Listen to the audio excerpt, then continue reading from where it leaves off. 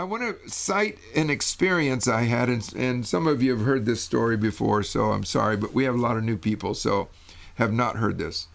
About a year ago, I had a most unusual vision / dream / encounter wide awake. It was all three at the same time. I could stay in my dream, and I was very much awake and cognizant of everything in the natural realm around me at the same time. It was at night. It was dark. I had this dream. In this dream, something began happening. As it began happening, I now moved out of the dream into natural realm, but the dream kept going. And so I could see things, and so this dream, I'll go to the end of it for just a second. The dream was kind of disconcerting, a little confusing, because there was lots of confusion in the dream, in the thing that I was seeing. Okay, but now what I'm seeing, I could see fully, with full clarity, with my eyes closed or with my eyes open. I literally opened my eyes in the natural world. I was laying in my bed, looked with my eyes, and I could see it just as clear as day. Or I could close my eyes and I could see it just as clear as day. And there were auditory, there were sounds happening. And again, I knew I had heard them in my dream. So now I'm thinking, was it only in my dream or was it in the natural realm? And so I listened with my natural ear. Is this something happening beside me, my bed? No.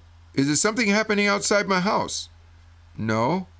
It's inside my dream, but it's outside of my real ear also, my natural ear also. I thought, this is most weird. And I didn't know what to do. So my response was, Lord, if you're taking me somewhere, I'm willing. I said those words, those actual words. I said, Lord, if you're taking me somewhere, I'm willing. And that scene just continued. It wasn't... It didn't evolve, but it was somewhat animated. And so it just stayed there in that kind of looping. It kind of looped. In other words, the animation didn't go anywhere else. It just stayed in that little motion. And so I waited a while, and pretty soon I said the same thing again. Lord, if you're taking me somewhere, I'm willing. And then that experience just kind of faded away. And all of a sudden, I was fully awake, which I was fully awake before, but the dream / vision / encounter was now gone. And I'm only in my awake state. So I pondered that. I've got it all written down. I try to write down all my dreams and all my encounter stuff just in my journal. And I've thought about it. That was like maybe last July. I said, Lord, what did that represent? It was a little disturbing to me because there was so much confusion, and the noise was a cacophony. It was just kind of like chaos sound. And I thought, Lord, what is that? What is that? I don't know what that represents. Now I'm getting back to our point, Paul. So I had to kind of go out and collect something here with this experience. Well, last week I did a lot of driving. I went up to Wisconsin and Minnesota, and so I listened to a lot of videos and watched things that I have put off till the time when I had more time. So I was listening to Justin Paul, and some of you probably heard him. He says he had this encounter where he went out through space and he saw these stars that had not been ignited yet. They had been waiting for the sons and daughters of God. This is back to our Romans 8 passage. The sons of God to release them from the corruption to bondage and to speak life and light and order into them. Now, I hadn't been thinking about my encounter that I just explained to you. I hadn't been thinking about that for, I don't know, maybe months. Instantly, as he said that, my heart just leaped within me. Lord, I think you did take me somewhere. And you're waiting for me to speak design and blueprint and God's kingdom into it to bring it into order. Now, what is my point? Since I had never been there before, and since nobody had told me what was possible.